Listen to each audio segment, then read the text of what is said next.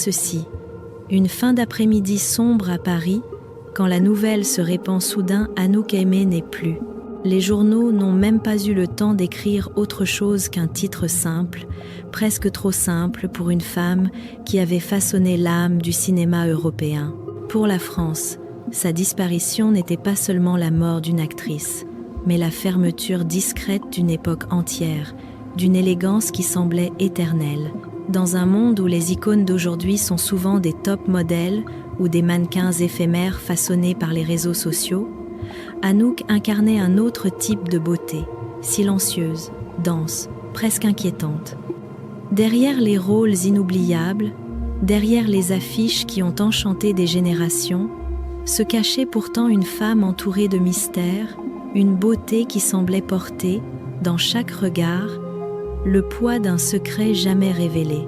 Plus elle avançait dans la lumière, plus elle sentait que cette lumière n'était qu'un théâtre fragile, un décor splendide pour des âmes fatiguées. Sa vie, longue et sinueuse comme un film d'auteur, était faite d'éclats de gloire, de blessures délicates et de souvenirs suspendus dans l'air.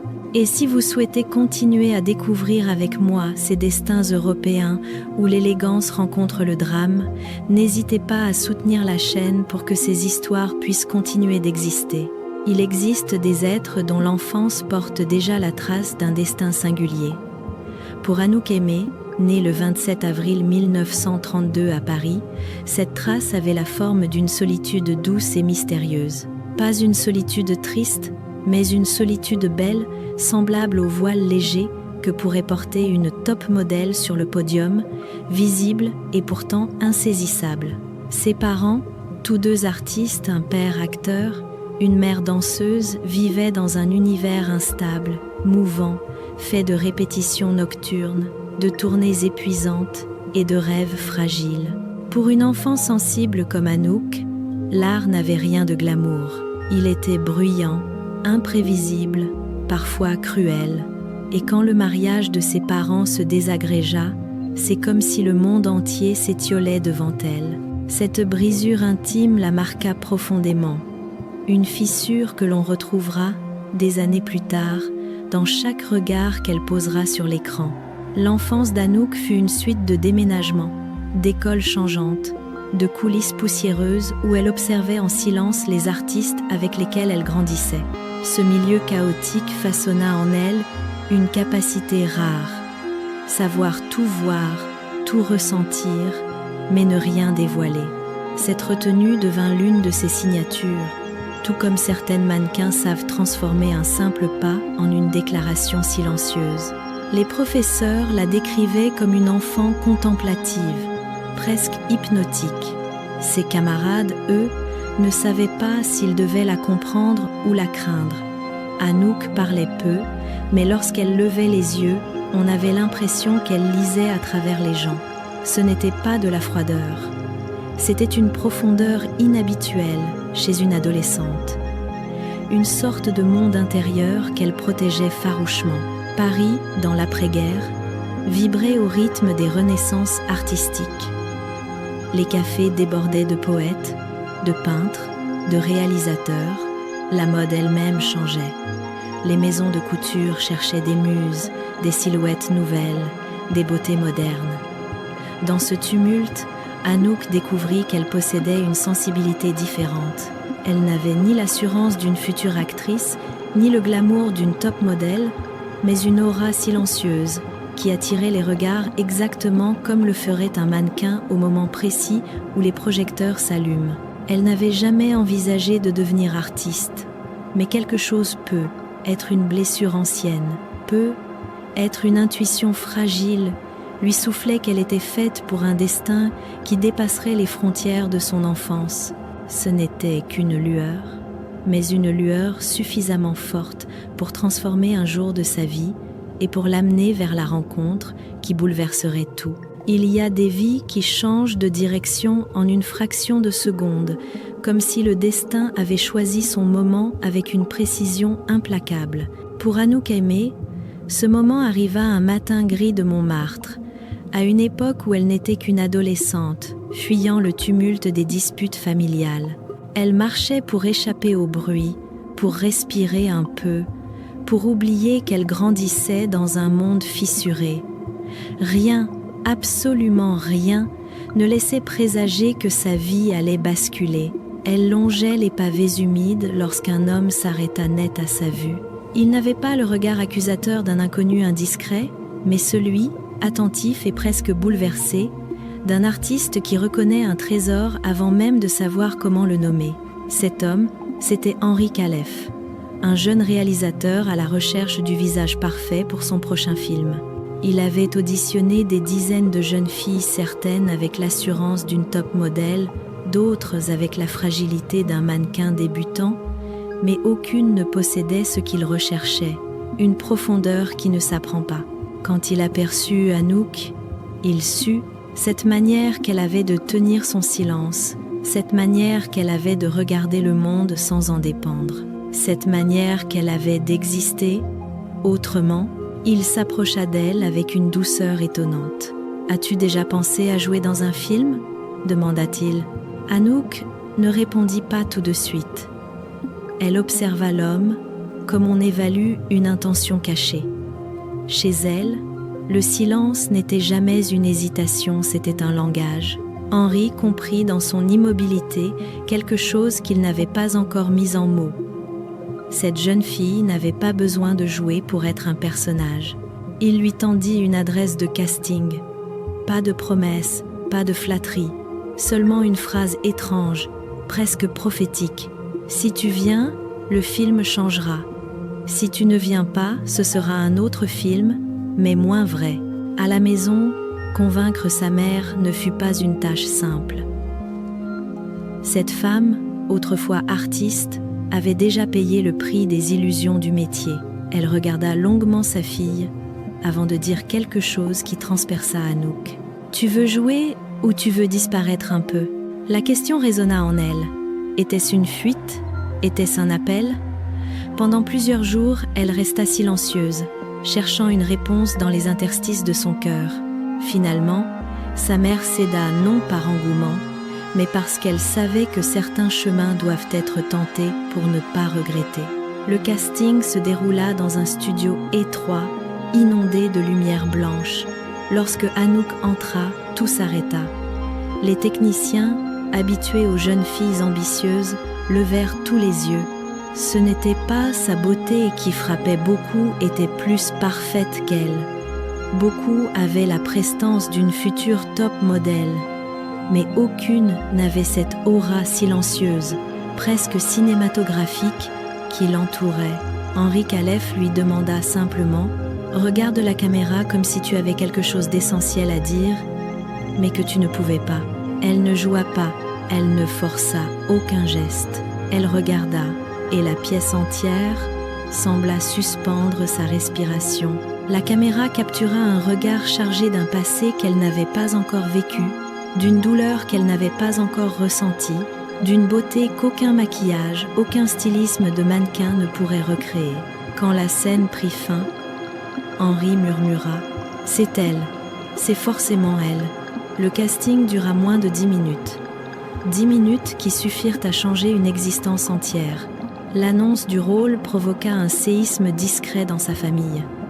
Admiration mêlée de peur, espoir mêlé de doute. Mais Anouk demeura dans sa bulle, attentive à la voix intérieure qui l'avait guidée jusque-là. Le film sortit, et le monde découvrit une actrice capable de raconter une histoire sans dire un seul mot. Une actrice qui n'avait pas besoin de devenir une star. Une actrice qui allait devenir une légende. De la jeune fille timide de Montmartre à la muse incontournable du cinéma européen, Anouk Aimée ne gravit pas les marches du succès comme une top modèle conquérant les podiums, mais comme une silhouette qui s'impose lentement, presque malgré elle. Ce n'était pas une ascension fulgurante, c'était une révélation progressive, une lumière qui s'affirme sans jamais crier.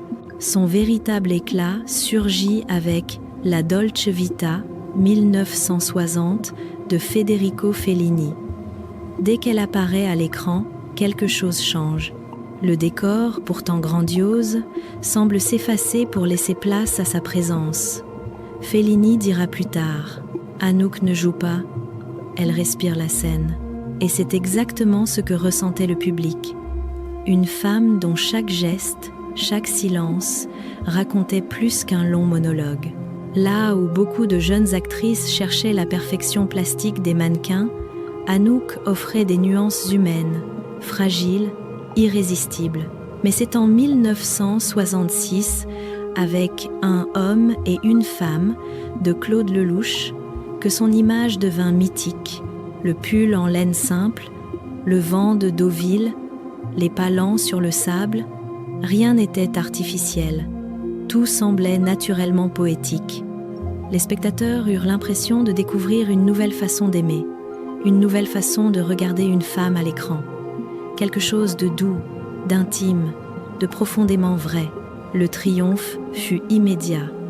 Palme d'or à Cannes, 2 Oscars, et surtout, une silhouette qui entra dans l'imaginaire collectif. Dans les salles de presse du festival, on raconte qu'un silence étonnant s'installait quand Anouk franchissait la porte, un silence que même les top modèles les plus célèbres n'arrivaient pas à provoquer. C'était son aura, une beauté que le temps ne dompte pas. Son style, lui, devint légendaire. Elle ne suivait pas la mode, elle l'inspirait. Le noir minimaliste, les robes droites, les cheveux lâchés sans artifice, les maisons françaises comme Chanel, Dior, Givenchy voyaient en elle la muse parfaite, une femme dont la grâce ne dépendait d'aucune tendance. Les photographes, fascinés, cherchaient à comprendre pourquoi un simple regard capté sur pellicule pouvait provoquer une telle émotion. Helmut Newton disait d'elle « La caméra aime Anouk, mais Anouk n'a besoin de personne pour exister. » Sur les plateaux, elle demeurait d'une discrétion rare, là où d'autres actrices adoptaient la démarche assurée d'une mannequin expérimentée. Anouk préférait se fondre dans le décor, se glisser dans l'âme des personnages jusqu'à en devenir indissociable. Son jeu n'avait aucune brutalité. Il était fait de déviations subtiles du regard, de respirations hésitantes, de silences qui bouleversaient davantage que les dialogues. Pendant cette période, Anouk Aimée ne faisait pas simplement partie du cinéma, elle le transformait. Elle rappelait que l'émotion la plus puissante n'a pas besoin de cris. Elle prouvait qu'une actrice peut hanter l'esprit du public bien longtemps après la fin d'un film. Elle démontrait qu'une femme n'a pas besoin d'être un top modèle pour devenir une icône, il suffit qu'elle soit une énigme. Et Anouk était l'énigme la plus belle que le cinéma européen ait jamais connue. Au sommet de sa carrière, alors que son nom résonnait à Cannes, à Venise et dans les cinémathèques du monde entier, Anouk Aimée fit un choix que peu d'actrices auraient osé. Elle refusa la facilité.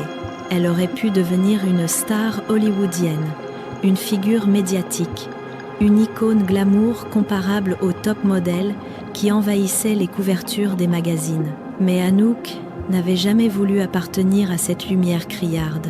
Son royaume à elle, c'était la pénombre, la subtilité, le vrai. Les studios américains lui proposèrent des contrats mirifiques. Certains scénarios lui garantissaient une renommée mondiale. Mais lors d'une réunion où l'on suggérait qu'elle adopte un style plus vendeur, qu'elle se montre plus souriante, plus accessible, presque comme un mannequin façonné pour la publicité, Anouk referma le dossier, se leva calmement et dit « Vous n'avez pas besoin de moi, vous avez besoin d'un mirage. » Puis elle partit, laissant derrière elle un silence embarrassé. Cette scène, racontée plus tard par un producteur abasourdi, résume ce qui faisait d'elle une artiste rare, la fidélité absolue à elle-même. Dans une époque où les actrices étaient souvent réduites à des rôles décoratifs, Anouk exigeait des personnages complexes, des femmes qui pensent, qui doutent, qui existent au-delà du regard des autres. Elle ne voulait pas être un visage, elle voulait être une présence. Elle refusa plusieurs projets parce qu'ils trahissaient, selon ses mots, la dignité des femmes. Lorsqu'un scénariste lui proposa un rôle de maîtresse abandonnée et sans profondeur, Anouk lui demanda simplement « Pourquoi n'a-t-elle pas sa propre histoire ?» Il ne sut que répondre. Elle refusa. Ces refus, pourtant, ne la marginalisèrent pas. Au contraire, ils façonnèrent sa légende. On commença à dire qu'Anouk Aimée n'appartenait à aucun système, à aucune mode, qu'elle suivait une voie parallèle où la vérité comptait davantage que le succès. Une voie solitaire, exigeante, mais lumineuse. Les médias trouvaient en elle un mystère intarissable. Elle ne parlait presque jamais de sa vie privée. Les rumeurs naissaient puis s'éteignaient sans confirmation. Ses amours, ses blessures, ses doutes, elle n'en dévoilait rien. Dans un monde où les artistes se livrent sans limite, Anouk choisissait le silence. « Je suis faite pour jouer, pas pour me raconter », disait-elle. Cette réserve, loin de l'éloigner du public, ne fit que renforcer son aura. Plus elle se retirait, plus on voulait la comprendre. Plus elle semblait inaccessible, plus on cherchait à déchiffrer son regard.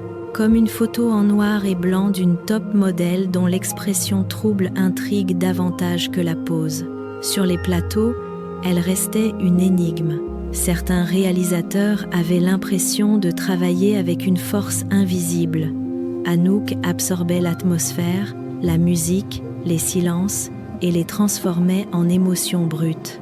Elle n'avait pas besoin d'artifice, pas besoin de gestes spectaculaires. Elle créait la tension en respirant simplement à l'intérieur du personnage. Son influence s'étendit bien au-delà du cinéma. De jeunes actrices, mais aussi des mannequins et des artistes, voyaient en elle un modèle de liberté. Elle prouvait qu'une femme n'a pas besoin de crier pour être entendue, qu'elle n'a pas besoin de tout dévoiler pour être aimée. Elle démontrait que la beauté la plus forte est souvent celle qui ne se montre qu'à moitié. Dans un monde qui valorise l'excès, Anouk Aimée choisit l'essentiel. Et c'est précisément ce qui fit d'elle une icône, un phare tranquille dans un paysage artistique agité.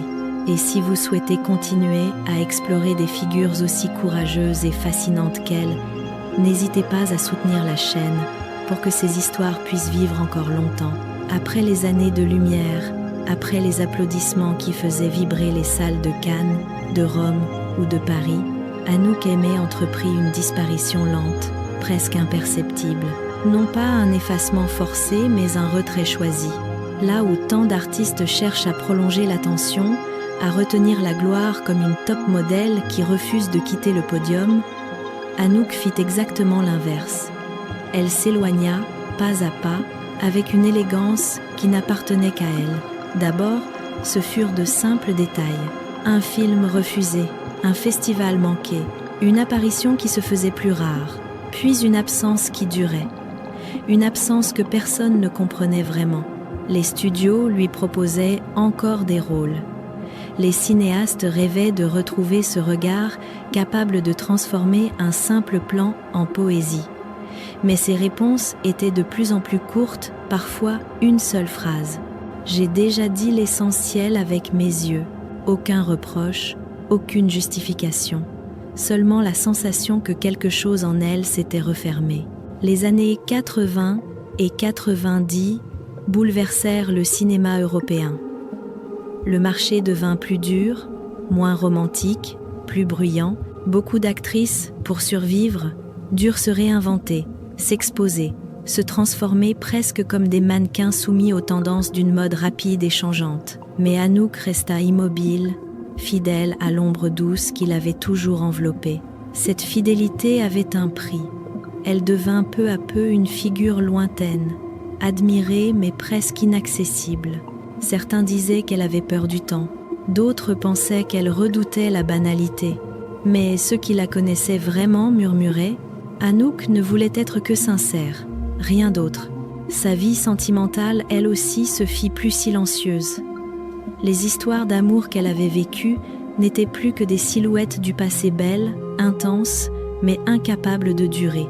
On raconte qu'elle passait parfois des heures près de sa fenêtre, à regarder les lampadaires parisiens refléter leur lumière jaune sur les carreaux. Elle ne parlait pas, ne pleurait pas.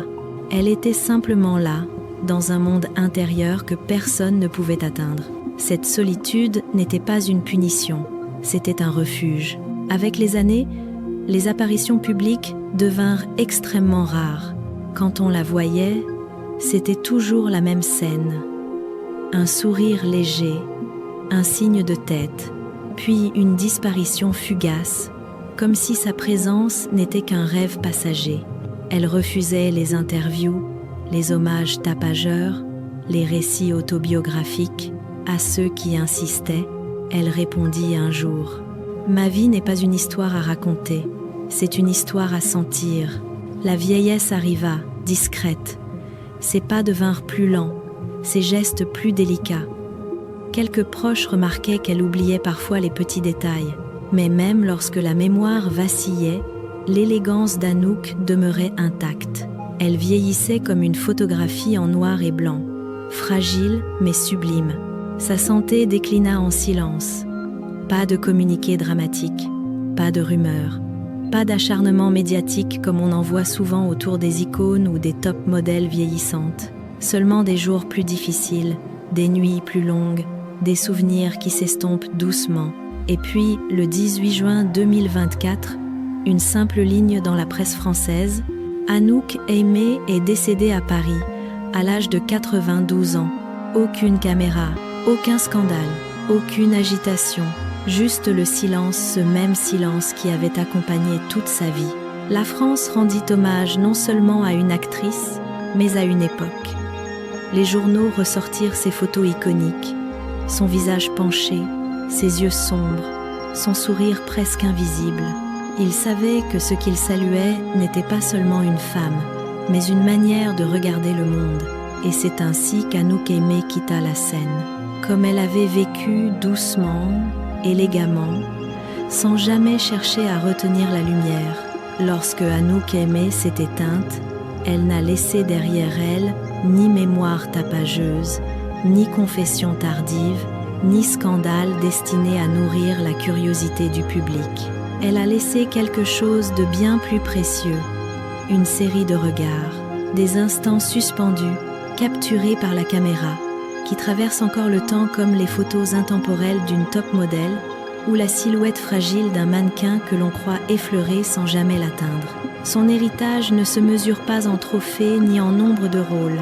Il se mesure dans la délicatesse de sa présence, dans cette façon unique qu'elle avait de parler sans mots, dans ce silence qui, à lui seul, bouleversait plus qu'un discours entier. À une époque où tout est rapide, bruyant, éphémère, la grâce d'Anouk Aimée agit comme un rappel. Les émotions les plus profondes naissent souvent dans la douceur et la retenue. Sa carrière entière questionne encore le public. Avons-nous perdu la capacité de reconnaître la beauté du silence ? Et si vous souhaitez continuer à découvrir ces destins européens, où l'art rencontre l'âme et où chaque vie ressemble à un film, n'hésitez pas à soutenir la chaîne. Certaines histoires méritent d'être transmises, encore et encore.